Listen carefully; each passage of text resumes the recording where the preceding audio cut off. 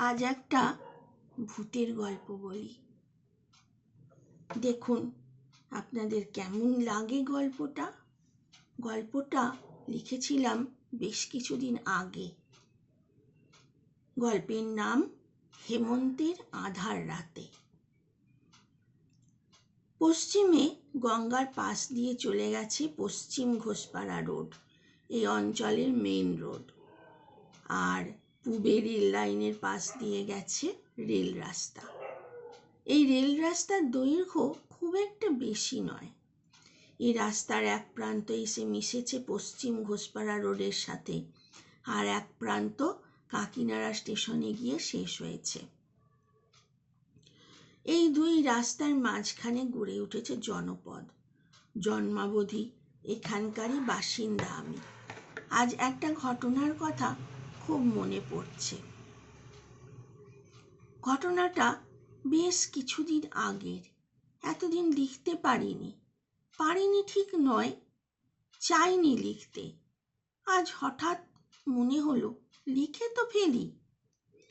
আমার শ্বশুরবাড়ি থেকে বাপের বাড়ি মিনিট 10 হাঁটা পথ। এক সময় সন্ধ্যার দিকে প্রায়ই চলে যেতাম সেখানে, একটু হাঁটাও হতো। সেদিন গল্প করতে করতে খেয়াল করিনি বেশ অনেকটাই দেরি হয়ে গেছে। বাড়িতে চিন্তা করবে, তাড়াতাড়ি বেরিয়ে পড়লাম। অগ্রহায়ণের মাঝামাঝি তখন। বাতাসে শিরশিরে হিমেল আমেজ। দ্রুত পা চালিয়ে এগিয়ে চলেছি। একটা রিক্সা পেলে তাড়াতাড়ি পৌঁছানো যেত, কিন্তু এত রাতে রিক্সা কোথায়? মেন রোডে গিয়েও লাভ নেই। এখন বাস, অটো কিছুই পাবো না। রিক্সা স্ট্যান্ডেও কোনো রিক্সা থাকে না এই সময়। রাস্তা দিয়ে শুধু বড় বড় ট্রাকগুলো ছুটে যায়, দেখলে ভয় লাগে। কে কখন ঠুকে দেয় ঠিক নেই। তাই রেল রাস্তায় ধরলাম।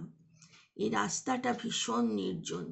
সকালের পর থেকে এই রাস্তায় লোকজন খুব একটা দেখা যায় না। তখনও টোটোর চল হয়নি। নির্জন পথে একমাত্র রিক্সাই অবলম্বন। ফিরতি পথে কিছু কিছু রিক্সা ঢুকে পড়ে এই রেল রাস্তায়। কপাল ভালো থাকলে একটা জুটে যেতেই পারে। আমার কপালে তেমনই একটা আজ জুটবে কি ভাবতে ভাবতেই এগোচ্ছিলাম। হঠাৎ করেই সব অন্ধকার হয়ে গেল। এই যা, লোডশেডিং! অন্ধকারে কিচ্ছু দেখতে পাচ্ছি না। ইস, একটা রিক্সা পাওয়া গেলে খুব উপকার হতো। উমা, ভাবতে ভাবতেই পেছনে রিক্সার হর্ন। সত্যিই তো, এই রিক্সা যাবে? রিক্সাওয়ালার সম্মতি পেয়ে উঠে বসলাম। যাক বাবা, এই অন্ধকার নির্জন রাস্তায় একজন মানুষ অন্তত সাথে রইল। কিন্তু এই নিশ্চিন্ত ভাব বেশিক্ষণ স্থায়ী হলো না। দেখি রিক্সাটা ঊর্ধ্বশ্বাসে ছুটে চলেছে। কেন, কিসের তাড়া ওর? রিক্সাওয়ালাকে বললাম, ভাই আস্তে চালাও, আমার কোমরে ব্যথা আছে। সাড়া দিল না রিক্সাওয়ালা। রিক্সার গতিও কমালো না। আবার বললাম আমি, আস্তে চালাও। এবারেও সাড়া দিল না সে। একেই অন্ধকার রাত, তার ওপর অসম্ভব জোরে চালাচ্ছে। ঠান্ডাটাও বেশ লাগছে দেখছি। কাঁপুনি উঠছে ভেতর থেকে আমার। এই সময়ে এত ঠান্ডা তো হবার কথা নয়। কেমন যেন ভয় ভয় করতে লাগলো। ভয়ের সাথে রাগও হচ্ছিল বেশ। যদি ছিটকে পড়ি ক্ষতিটা আমার হবে, এই লোকটার নয়। তাই একটু কড়া গলায় বললাম, কথা শুনছো না কেন? আস্তে চালাতে বলছি তো। এইবার সে কথা বলল, ভয় পাবেন না, আপনার কোনো ক্ষতি হবে না। যেন অনেক দূরের কোনো সুড়ঙ্গের ভেতর থেকে ভেসে এলো কথাগুলো। কি অদ্ভুত কণ্ঠস্বর! কেঁপে উঠলাম থরথর করে। কত দূর এলাম বুঝতেই পারছি না। এ কোথায় নিয়ে যাচ্ছে আমাকে? ভাবতে ভাবতেই দেখি আমাদের পাড়ার মোড়ের কাছে চলে এসেছি। তারপর যা ঘটলো ভাবলে আজও আমার হাড় হিম হয়ে আসে। গলির মধ্যে ঢুকলো রিক্সা, আর ঠিক তখনই কতগুলো কুকুর হিংস্র ভঙ্গিতে তেড়ে এলো। দেখে আঁতকে উঠলাম। এ কি কাণ্ড! ওরা রিক্সার সাথে সাথে ছুটতে শুরু করেছে। সবাই লক্ষ্য করছি, রিক্সা ছুটে চলেছে, ঘুরছে চাকা, প্যাডেলের ওঠানামার সাথে সাথে লোকটার সবল দুটি পায়ের পেছন দিক থেকে লুঙ্গির খানিকটা অংশ সরে গিয়ে হাঁটু আর গোড়ালির মাঝের মাংসল অংশটা দেখা যাচ্ছে।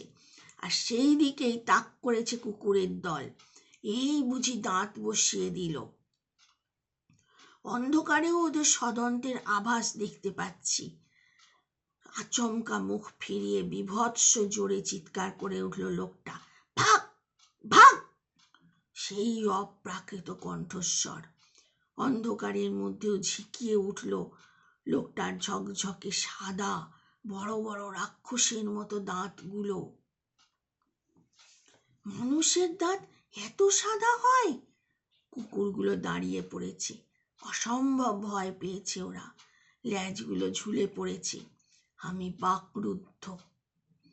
বাড়ির সামনে চলে এসেছি। দাঁড়াও, এখানে নামবো বলতে গিয়ে দেখি বোবায় ধরেছে আমায়। আপ্রাণ চেষ্টা করছি বলতে কথাগুলো, কিন্তু বলতে পারছি না। তবু রিক্সাটা থেমে গেল। আমার বাড়ির সামনে কোনো রকমে নামলাম। কয়েক পা এগুলেই বাড়ির দরজা।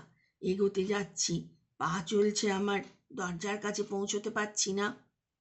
এ কি কাণ্ড! বারবার চেষ্টা করছি দরজা অবধি পৌঁছতে, কিন্তু দরজা আসছে না।